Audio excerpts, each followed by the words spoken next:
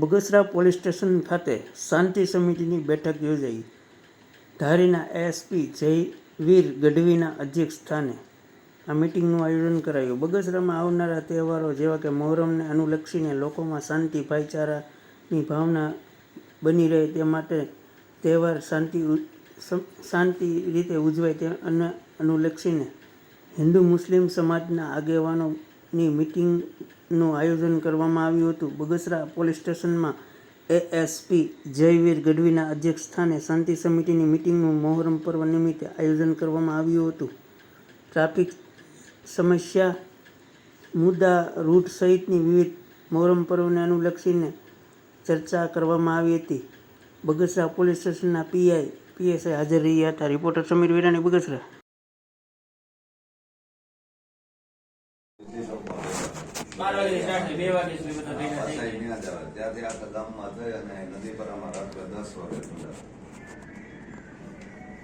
વિજય ચોક થી લઈને પછી ક્યાં જાય?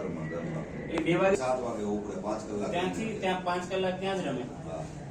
7 વાગે ત્યાંથી નીકળે, 10 વાગે નદી પર આવીને વિસર્જન. લાસ્ટ ટાઈમ કેટલા 10 વાગે પતી ગયેલું હોય વિસર્જન? 10 વાગે 10 સાડા 10.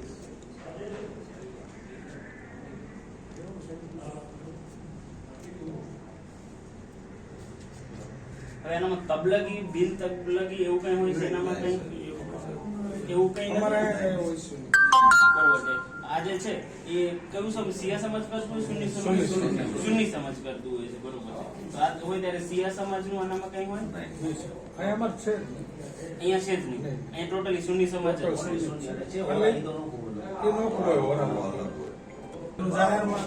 એમનું જાહેરમાં ન હોય. એ ક્યારે હોય એમનું?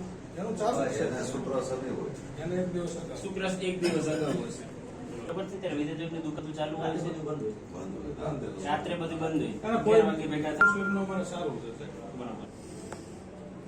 આપણા આખા બીજી ઘટના બનતી નથી. ખાસ કરીને આપણા જિલ્લામાં પણ ક્યારે આવું કોઈ કોમી એવું કઈ થયું હોતું નથી. બરોબર છે. આપણે રામનવમી પણ અહીંયા સેલિબ્રેટ કરતા હોઈએ છીએ, હનુમાન જયંતિ પણ કરતા હોઈએ છીએ, નવરાત્રી પણ કરતા હોઈએ છીએ. બરોબર. જ્યારે જે પણ તહેવાર ઓર્ગેનાઇઝ કરતા હોય એની જે ઓર્ગેનાઇઝિંગ કમિટી હોય એની ઉપર વધારે હોય. જ્યારે રામનવમીનું સેલિબ્રેશન થતું હોય તો જે રામનવમીની કમિટી છે, બરોબર છે, અમે એમને પણ કહેતા હોઈએ કે કાંઈક પણ આનામાં ભૂલ ચૂક કે થાય તો પછી જે ઓર્ગેનાઇઝિંગ કમિટી હોય એ રિસ્પોન્સિબલ આનામાં થાય.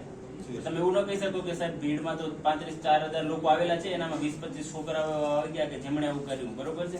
તો એ કોઈ વ્યાજબી એક્સપ્લેનેશન નથી. તમે આના કમિટી પરમિશન લ્યો છો તો આનું જે કંઈ પણ થતું હોય છે, બરોબર છે, એની જવાબ આપણે અહીંયા એવું કંઈ થતું નથી. બધું શાંતિપૂર્ણ રીતે થઈ જતું હોય છે અને આ વખતે પણ થઈ જશે. અમને વિશ્વાસ છે કંઈ પણ થશે તમારી પોલીસ ફોર્સ પણ એટલી અવેલેબલ છે ટેકલ કરવા. પણ એવું કંઈ ન બને, પોલીસને કોઈ એવા પગલા ન લેવા પડે તમારી અગેન્સ્ટમાં, બીજા કોઈની અગેન્સ્ટમાં. બરોબર. એટલા માટે આજે આ શાંતિ સમિતિની મીટિંગ બોલાવવા માટે આવી છે.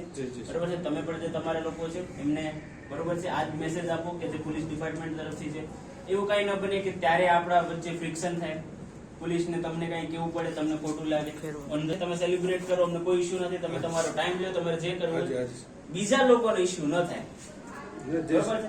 તમારે જે કરવું હોય તમને બધું છૂટ છે.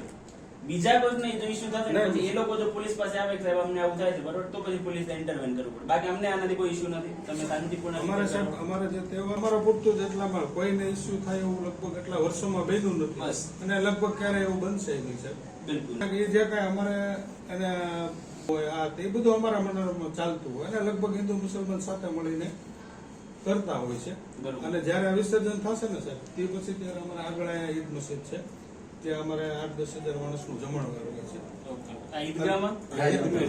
એટલે સાહેબ અહીંથી 10-10:30 ત્યાં ઠંડા થાય ને પછી ત્યાંથી ધીમે ધીમે બધા પસાર થશે ઈદ મસ્જિદ જવા માટે. ત્યાં અમારે તાજિયા રાખવાના હોય અને ત્યાંથી પ્રસાદી લઈ અને ફેરી આવી જશે. અને ત્યારે સાહેબને કહીને બંધ કરાવીએ છીએ, કારણ કે ટ્રાફિક થઈ જાય ને, કારણ કે બધા વિસ્તારમાંથી આવતા હોય એ પ્રમાણે ડાયવર્ઝન ને એ પ્રમાણે એ તો અમે બરોબર છે.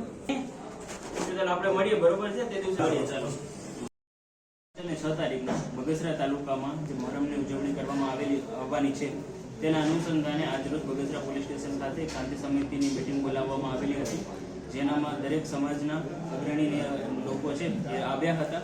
એમના તરફથી જે કાર્યક્રમની રૂપરેખા છે એ સમજાવવામાં આવી હતી. એમને જે જરૂરી પરમિશન લેવાની છે એના માટે એમને જાણ કરવામાં આવી હતી અને એમના દ્વારા એ બધી લેવામાં આવેલી છે. સાથે સાથે એ દિવસે ટ્રાફિકની સુચારુ વ્યવસ્થા થઈ શકે તેના માટેનું પણ બંદોબસ્ત કરવા માટે આવેલું છે. એની સાથે દરેક સમાજના અગ્રણી લોકો છે એમણે શાંતિપૂર્ણ રીતના તહેવારની ઉજવણી થાય એના માટે બાંહેધરી આપી છે. અને જ્યારે પણ આ થઈ રહ્યું છે ત્યારે પૂરતો પોલીસ બંદોબસ્ત રાખવામાં આવશે, જેના લીધે શાંતિપૂર્ણ રીતે માહોલમાં આ તહેવારની છે ઉજવણી થઈ શકે.